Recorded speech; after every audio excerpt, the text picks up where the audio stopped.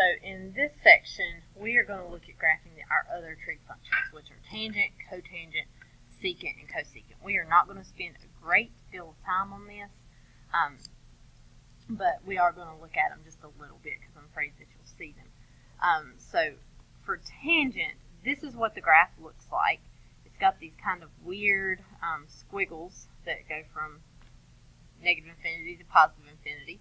And you'll notice that it has vertical asymptotes. So like you have a vertical asymptote here at -2 and again, at negative pi over 2 and then again at pi over 2 and then again here at 3 pi over 2. So the main things I want you to know here is this information that we'll have over here. The big thing you need to know about tangent is the period for tangent is pi. You'll notice from negative pi over 2 to positive pi over 2, which is just pi, that we start to repeat the pattern again. So this is the biggest difference, other than what it looks like, for tangent is that the period is only pi. With sine or cosine, it's 2 pi, but for tangent, it's just pi. The x-intercepts of this graph are going to be at 0, pi, then they'd keep on going. There's another one at 2 pi, 3 pi, and so on. Your y-intercept is at 0, 0. And the asymptotes are at x equals pi over 2, x equals 3 pi over 2. This pattern would continue, x equals 5 pi over 2, basically any odd number over 2. It could be x equals negative pi over 2, x equals negative 3 pi over 2, and so on. So those are sort of the key features that you need to be familiar with for tangent. Cotangent looks a lot like tangent, except for it has been sort of flipped upside down. The same thing is still true for cotangent. The period of cotangent is just pi. It is not 2 pi. The x-intercepts for cotangent are going to be in a different spot. They're going to be at, right here, this would be pi over 2. There we go. And right here, this is 3 pi over 2. So the x-intercepts are x equals pi over 2, x equals 3 pi over 2, x equals 5 pi over 2. You could do the negatives, x equals negative pi over 2, and so on. That goes on forever. So the x-intercepts are where the asymptotes were for tangent. The y-intercept for this is none, because you'll see there is a vertical asymptote right there at the y-axis. So those lines are going to get closer and closer and closer to y, but they never actually touch. The asymptotes for this graph are going to be at x equals 0, x equals pi, x equals 2 pi, and so on.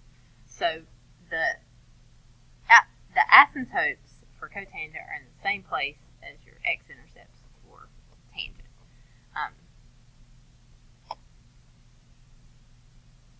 So our next one is secant. Remember that secant is 1 over cosine of theta. And this is a really strange graph that has all of these asymptotes. But I'm going to do something for you here. Cosine, if I put the points for cosine of x on this graph, here are the points for cosine of x. You'll notice, like if I draw in cosine here, this is the graph of cosine of x, that anytime cosine has a maximum or minimum, secant has the opposite. So like if a maximum here, we have a minimum on secant. Also, anytime that we have an x-intercept here for cosine, we have a vertical asymptote for our cosecant, for our secant. And that is because the cosine equals 0 at those points. So 1 over 0 is undefined. Gives you an asymptote. Secant depends on cosine, so its period is still 2 pi. The y-intercept for secant is 0, 1. The asymptotes are going to be at pi over 2, 3 pi over 2, 5 pi over 2, etc. The maximums here, your maximum points, like your maximums are here and here, so they're at negative pi, positive pi. The next one's going to be at 3 pi, 5 pi, etc. The minimum points, you have those at negative 2 pi, 0, 2 pi, so you would have negative 2 pi, 0, 2 pi, 4 pi, etc. So this is the general shape of our secant graph. This middle part right here, of course, is not part of the graph. That was just done for illustration. Secant looks like this. Cosecant looks a lot like secant, a whole lot like secant, but you'll notice where this curve is sort of centered right there and has a y-intercept at 0, 1. This curve is shifted over to the right. Just like sine and cosine are pretty much the same, except for one is shifted. Secant and cosecant are the same thing. So for this one, instead of having a y-intercept, you've got a vertical asymptote. So we can go ahead and put none here.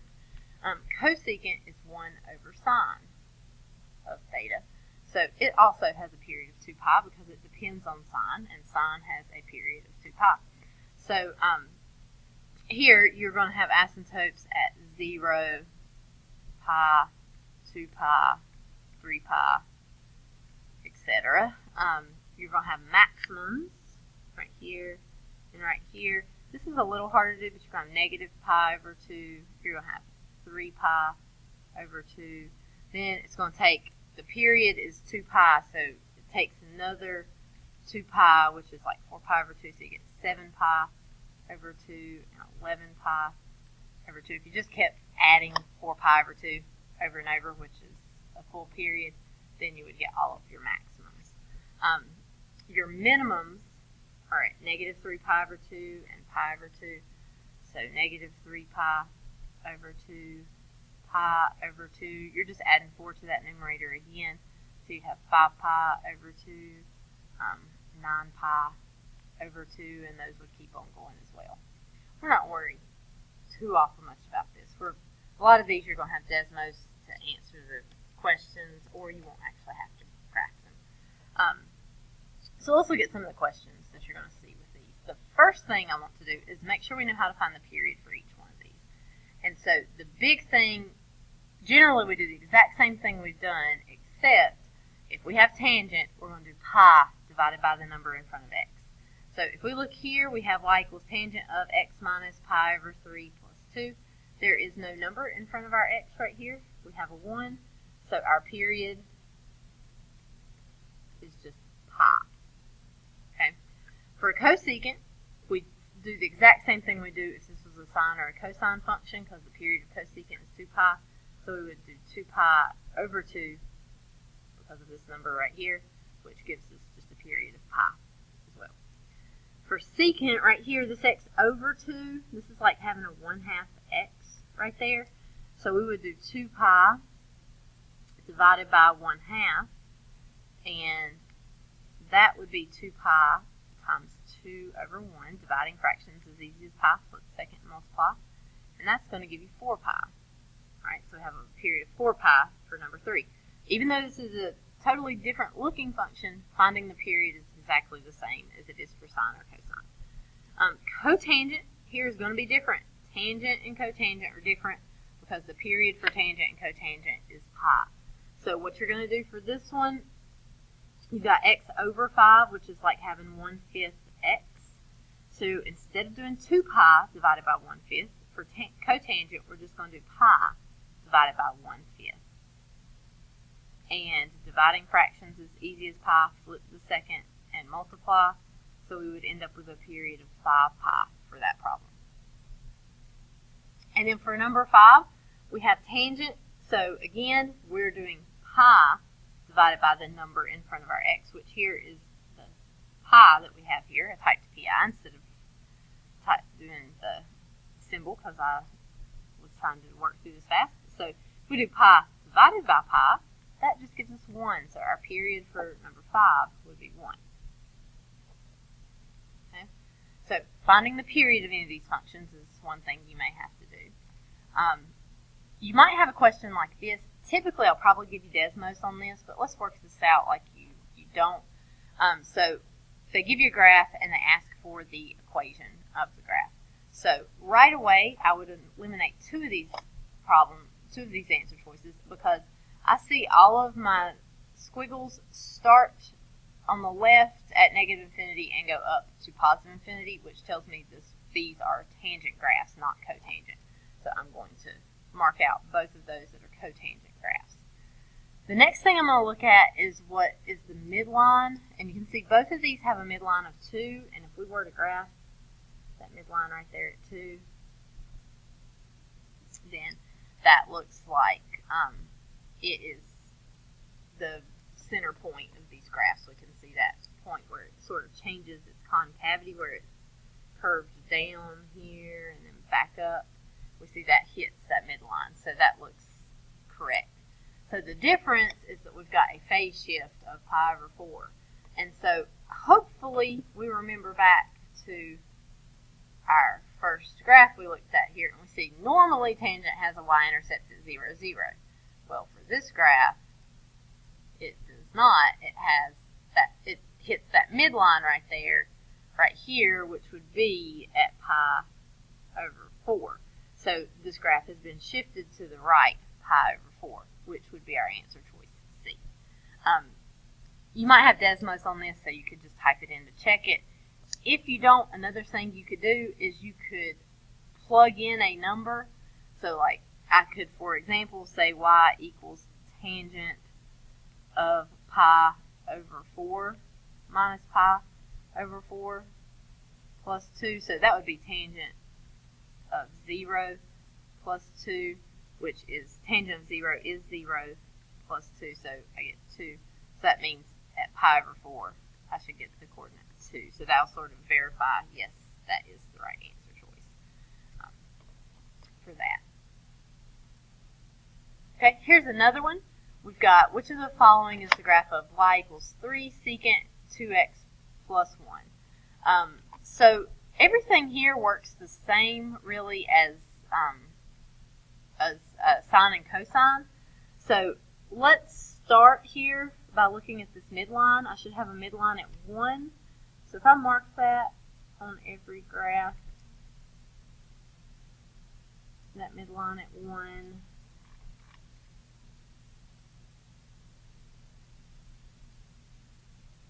I can tell right on these 3, 1 appears to be the midline.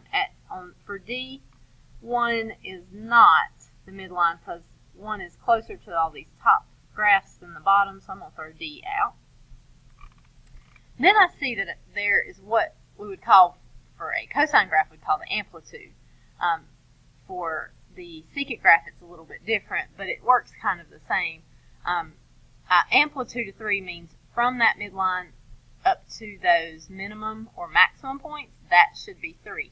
So here, 1, 2, 3, that might be right. Here, this one's also 1, 2, 3. But here, your little graphs, they're only 1 away, so we just throw out C. That's not an option. And then, so the last thing is the period. The period for this is going to be 2 pi over 2, which is going to just be pi. So that means this graph should repeat itself every pi interval. So, like right here, here's a minimum point. The next minimum point is over here at 2 pi. So this graph has a period of 2 pi. So we're throwing it out. If we check over here, here's a minimum, here's the next minimum. That has a distance of pi, so B is our correct answer. So you can check all of those things just like you would with sine or cosine graphs. Okay, here's our last couple. And I specifically did tangent functions here because if it were a cosecant or a secant graph, you just do everything like you did for sine and cosine, pretty much. For example 8, it says to write the equation of a tangent function that has a period of 4 pi and it's been shifted down 5 units. So if it's been shifted down 5 units, I know I'm going to have y equals tangent. I'm going to have something in here, but I'm not going to mess with it right now. I'm going to have a minus 5 on the end. And so for that period, I'm going to have b times x. Now, for a sine or cosine graph, I would do 2 pi over b equals whatever the period is supposed to be.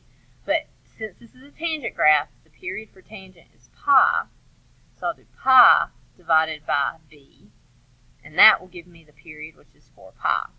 So we've solved this many, many times. So we multiply both sides by b, so we get pi equals 4 pi b, and we divide both sides by 4 pi. And so over here, the pi's will cancel. That's like it's got a 1 there, so our b is 1/4. So our equation here, we can replace that b with a 1/4. You also might see it written like this: y equals tangent of x over 4 minus 4 minus 5. Like that. So either one of those are answers here. Everything's the same as sine and cosine graphs except for use pi instead of 2 pi. So for example 9, we have a cotangent function, and it has a period of pi over 2 and has been shifted to the left 4 units. So we know in this case we're going to have y equals cotangent, and we will have, in this case, we've shifted to the left, so we're going to have a bx plus c here. So we need to find that b first. So to find it, we'll do pi over b will have to give us pi over 2. And it's pretty obvious what that should be here. In order for pi divided by b to be pi over 2, b has to equal 2. But if you want, you can cross multiply and solve that. So now we have a 2 for our b right here. So to get our shift to the left 4, we're going to say c divided by the number in front of our x, which we just found to be 2, has got to equal 4. Okay, so for that to be the case, we got to solve for that c. We'll multiply both sides by 2, and so c will equal 8. So we will replace that c right there with an 8. So this is our answer for number 9.